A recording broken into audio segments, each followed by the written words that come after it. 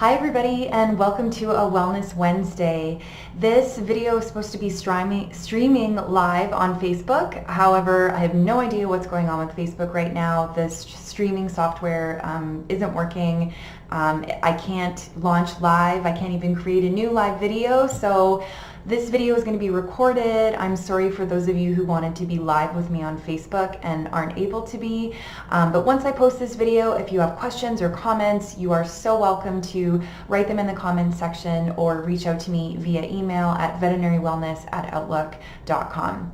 So for those of you who don't know me, I'm Dr. Marie Holloway-Chuck. I'm a small animal emergency and critical care specialist. I'm also a very passionate well-being advocate. I'm living in Calgary, but I travel worldwide as a speaker, as a locum, and really just as a proponent of well-being. And so the reason I'm going live today, or the reason I'm recording this video for you that was supposed to be a Facebook Live, is many of you know that I write blogs approximately every month or so, and those blogs are typically on topics related to veterinary mental health and well-being. And some of you might have come across my recent blog that was released a couple of weeks ago. It was called "Why Aren't Women in Leadership Roles in Veterinary Medicine?" And if you haven't had the chance to read this blog yet, don't worry, I will post it in the comment section of this video. But this blog went viral on my social media posts, especially LinkedIn. A lot of professionals on LinkedIn, a lot of people, women and men, had a lot to say about this topic. And it's one that I feel really passionate about. So once again, I'll link to that blog if you haven't read it. I urge you to read it and comment and tell me what you think. But the purpose of today's video is to chat about some of the points that came up in response to that blog, and really more so to think about ways that we can move forward in terms of enticing women in veterinary medicine to take on these leadership roles. So when I talk about leadership roles, what do I mean? A leadership role for me is any situation or any position where you have the opportunity to influence people. And so when I think about leadership roles, traditionally I think about C-suite positions, so chief executive officer, chief operating officer, chief financial officer, so any of those roles. But certainly we can have leadership roles at veterinary hospitals. You can be in a management position, an ownership position, and we can certainly have leadership roles in academia. So when I was at the Ontario Veterinary College as a faculty in emergency and critical care, the leaders to me were, the department chairs, the medical directors, everybody in the dean's office, really anybody in a position to make decisions and influence other people. So why did I decide to write this blog? Why am I passionate about women in leadership roles? Well, it's been interesting. I feel sometimes you probably wonder, why does Marie write these newsletters and why do these blogs come up? Well, it's usually something poking at me, something that's saying to me, poke, poke, poke, I think that you need to say something about this. And so the things that were poking me, I was speaking at the Women's Veterinary Summit at the end of last month in Vegas, and it was in conjunction with the Women's Vet Conference. And I just very distinctly remember being in the speaker ready room and just feeling like a minority. I was like, where are all the women in here? And maybe I just caught it on a man day, I don't know. But when I got home, I looked over the list of speakers that were speaking at Western Vet Conference, and there's hundreds of speakers, and I didn't count all of them, but it really seemed to me like there was more heavily weighted towards men. And so typically speakers would be people in positions of influence, high up, leadership roles, etc. So this got me thinking, have we not yet shifted into having women in leadership roles, despite being in a profession that is mostly women now? So I started to notice this, as one does when you have something that's poking at you. Every time you want to buy a car, you suddenly notice everybody's car. Well, now I was thinking about women in leadership roles, and I started to really notice. And for example, there's leadership positions that are currently open with large corporate organizations, And women are not applying. And I've asked women who I know, are you going to apply? No, I don't think I'm going to apply. I know women, pardon me, I know leadership roles, positions that were recently open that were filled by men and not women. And so you'll notice when you read my blog, I did a lot of research into this. And the reality is that veterinary medicine, for many accounts, is ahead of the curve from a global corporate perspective. So this is shocking to me, but 5% or less of chief executive positions are filled by women, and that's across all companies. When we look at animal pharma companies, so large, animal pharmaceutical companies, we seem to be a little bit better in those roles. So statistically, it would be about 10% of those roles are filled by women. But those are women in executive positions, or I should say chief C-suite positions, period. When you look at the top animal pharma companies, none of those companies have female CEOs. Now, Zoetis is probably the best company out there in terms of supporting women in leadership positions. 4 of their 9 executive or chief positions are held by women, which is awesome. There's also some companies in the UK that are very heavily led by women, which is great. But globally, overall, let's put this into perspective. So in the veterinary profession, 60% of the currently working veterinary population in North America is female. Yet less than 10% of leadership roles are held by women. So there's a huge disparity there. This is the truth even when we look at academia. So there's so many veterinary schools in the US now, I couldn't possibly research and count all of them, but just looking at the 5 veterinary schools in Canada, only 1 veterinary school, the veterinary school in Quebec, has a female dean right now. And this is considering that 80% of students in veterinary medicine are female. So clearly these female students are not being represented by women in leadership. And it's concerning for me, because then I think we grow up or we complete our training and we see people in these leadership roles and we see that they're mostly men, and maybe we talk ourselves out of taking on those roles. Now, a lot of people say to me, oh, Marie, like, you're making more of this than it is. We're just behind the curve. Women only joined the workforce 50 years ago, and, so now we're just catching up. But, when we look at this statistically, and when you read studies on women in leadership roles, we aren't catching up. It has been stagnant. The last 10 years, there has not been an increase in women in executive positions in leadership roles. So the question is, why is that? So why aren't women taking on these leadership roles? And, when I posted my blog on social media, I got a lot of responses and a lot of opinions. There was a lot of women specifically who said, you know what, I'm balancing a family. Yes, I have a partner, but I'm the primary caregiver when it comes to my children. Of course, this is true for women when they have young children. I mean, only women can breastfeed, and do some of those do some of the other tasks. Well, it's maybe really the only task that just a woman can do, but nevertheless, it's interesting because when they look at studies investigating millennials, what they found is that millennial parents, so the newest generation of parents, it still really seems that the parenting duties are falling heavily on the woman. And so millennial women are really struggling to progress in their work and to seek higher level positions because they feel like their primary position is still at home. And this is not to say that women who choose to be at home are doing anything wrong, not at all.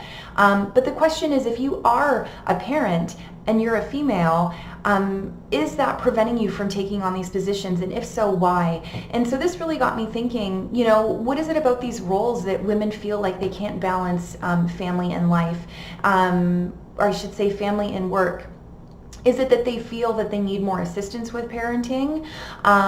Or is it that they feel that these jobs maybe need to be adjusted to allow for a more flexible schedule that would allow them to still continue to parent? For example, whoever said a CEO position had to be 60 hours a week? Why can't we have a CEO position that's 40 hours a week? Or has anybody ever looked at co-CEOs? Could we have two people in that role sharing the duties of a CEO?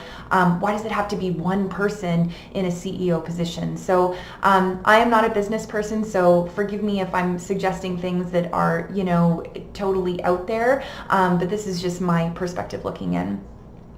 The interesting thing about the parenting perspective, though, and I don't want to belabor that, is that a lot of women said to me, well, I'm not a parent and I still want these leadership roles and I'm not getting them. So then the question is, if it has nothing to do with parenting and you are a woman and you want to be in a leadership role, what's preventing you from taking on that role? And this is where there was a bit of controversy online. I had a few comments from men specifically who basically said, if women want these roles, they can have them. Women don't want these roles. I can absolutely tell you that's not true. I have colleagues of mine who have really been working hard to move up in corporate organizations and other organizations to be in these leadership roles, and either in their own doing they have not applied, or they've applied and they've been denied these roles, and to be honest, sometimes in favor of men who are less qualified. So the question is, why is this happening? So if we go back to whether or not women are applying or not, I do agree that I think some women don't apply. And I talk to some women who specifically don't apply. And there are studies investigating this. So things like perfectionism, women are inherently, not to say that men are not perfectionists, but women typically tend to exhibit perfectionistic traits more so than men.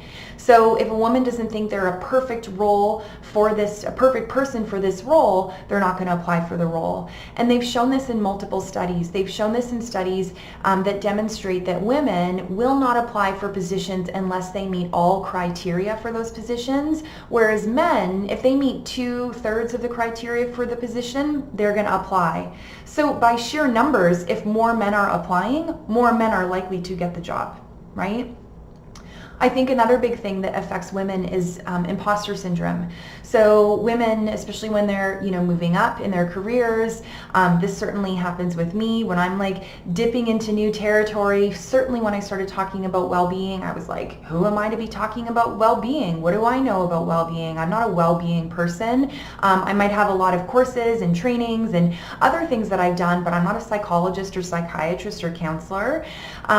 It's that imposter voice speaking up. It's like, who do you think you are taking on this role? And be careful, because they're going to find out that you're not actually supposed to be doing this role. If you're interested in learning more about imposter syndrome, I wrote a blog about it a few months ago. I can post it in the comment section and check it out. But this is a big thing, especially for women and especially for high achieving women. So the next thing I want to touch on is perhaps it isn't that women aren't applying. Perhaps women are applying, and I shouldn't say perhaps because I know they are, but they're not getting these jobs. Why are women getting turned down for these positions, and sometimes in favor of men who are less suited for the role or less qualified for the role? And this is where I think I push a few buttons on the part of some of the men. I think some of the men who commented felt very strongly that gender bias was not a thing. I hate to tell you, men, but gender bias is a thing, and there are studies to prove it. I can share with you that I've personally experienced gender bias in wages that I've been offered. I know friends of mine who've experienced gender bias in applying for positions and in being offered wages. I have personally spoken with women who've experienced gender bias in interviews where it has come up, well, there's going to be a lot of travel in this position. Given that you're a mom, how do you feel about that? That's not an appropriate question to ask, because the fact that you're a man or a woman should not dictate how you feel about travel in your job. And if you're suggesting it does, then you're exhibiting gender bias. So I think this is something that we all need to be mindful of.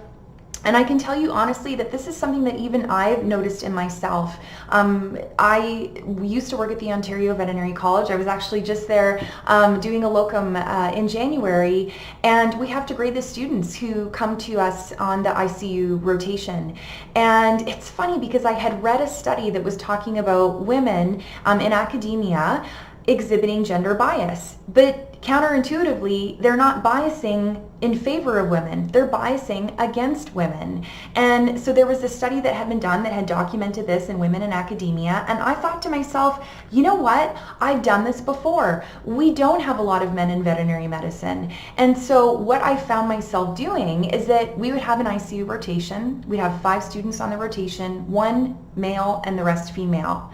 And the male, I'll just think back to a situation and I'll share that the male student was probably not as strong, not as knowledgeable, not as gifted with his technical skills, but was like a really nice, charismatic, wonderful guy. So when it came to grading, it was like, well, so-and-so male student is a great guy, points for that. We'll go a little bit easy on him with his knowledge because, he was such a great guy, da da da da da. Then it comes to grading the women, and it's like these women can be exceptional students, and I feel like inherently, I don't know if it's because we're comparing the women then to each other that we're harder on them, or if it's just our inherent gender bias, but I found myself being harder on these women, on these female students.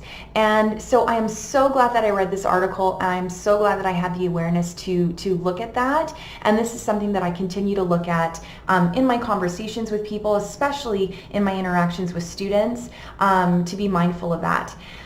One really cool study that I want to share with you highlights this gender bias specifically, and this is a study that's been repeated in numerous places, but very recently was done in the UK, actually at a veterinary conference, which is so cool.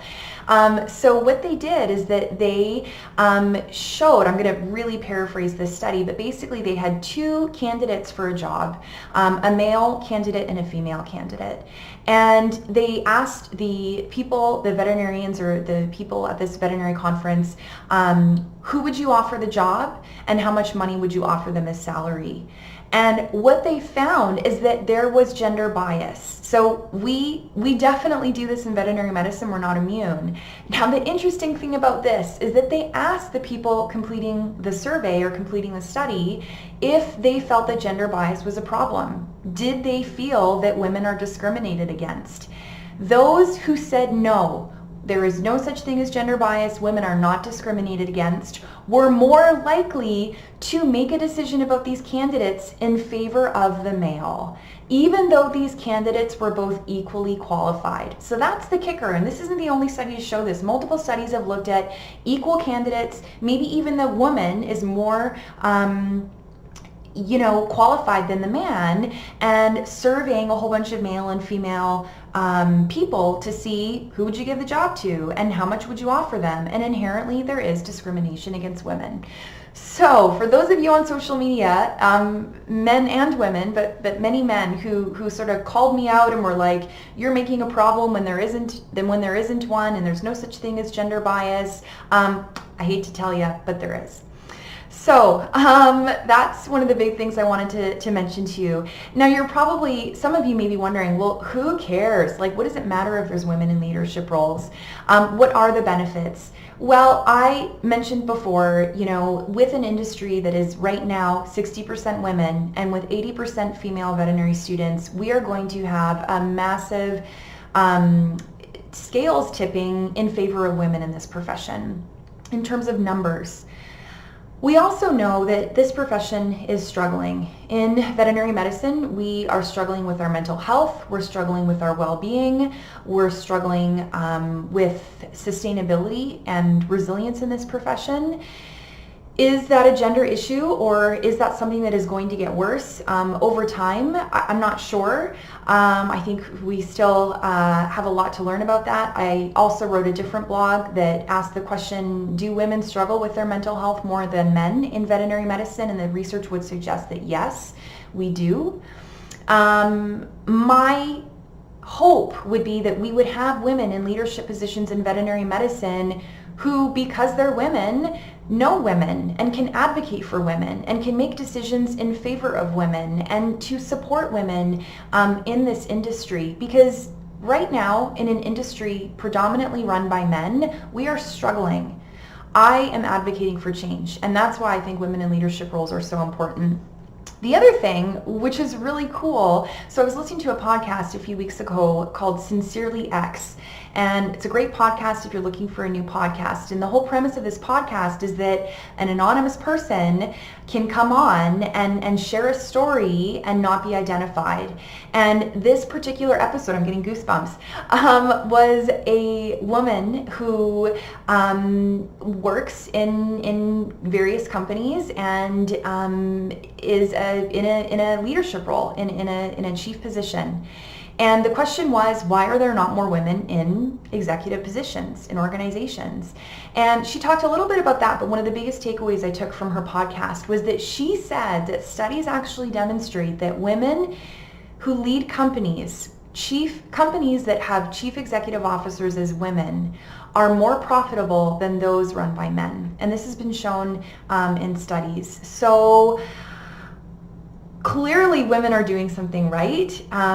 I think even many men I know would admit that women are, they're good at navigating a room. They're good at connecting with people. They're good at being organized. Women inherently do some things better than men, just like men inherently do some things better than women. So why not complement each other? Why not have men and women in these leadership roles so that we can all bring our own strengths to the table and hopefully improve a profession that is struggling a little bit? So where do we go from here? Well, I do think that we need to consider having roles that are more flexible in terms of shared workload, part-time leadership roles, roles that support having a flexible schedule as far as childcare goes. I do think it's important to strive for gender equality. I think if you're looking at your organization and you're seeing it's predominantly men in leadership roles, I think you need to ask yourself why that is and perhaps strive for something different. And this is something she talked about in her Sincerely X podcast as well. You need to do this intentionally. So Justin Trudeau, Prime Minister here in Canada, you might not agree with him politically. I don't agree with everything he does politically, but what I was fascinated and happy to see is that he intentionally said, I'm going to have a cabinet that is gender equal, gender neutral. And he did. When he formed his cabinet, there's been a lot of political shuffling because people have quit and other things recently, but it was equal men and women, which is amazing. I do think women need to apply. We need to be less invested in our perfectionistic tendencies. We need to watch our negative self-talk and our imposter syndrome that comes up.